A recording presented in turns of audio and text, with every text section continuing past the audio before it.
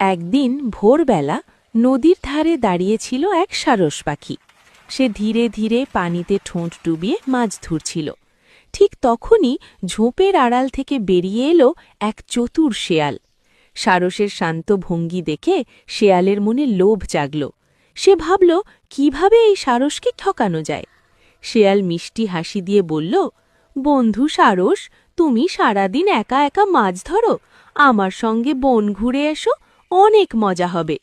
সারস বুঝতে পারল শেয়ালের কথা বিশ্বাসযোগ্য নয়, তবুও সে শান্তভাবে বলল, আমি কাজ শেষ করেই যাব।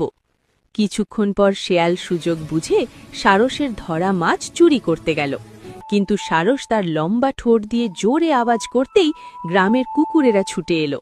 শেয়াল ভয়ে দৌড়ে পালালো। সারস মনে মনে ভাবল, বুদ্ধি আর ধৈর্য থাকলে প্রতারণা থেকে নিজেকে রক্ষা করা যায়। শিক্ষা: লোভী ও অসৎ মানুষ শেষ পর্যন্ত বিপদে পড়ে।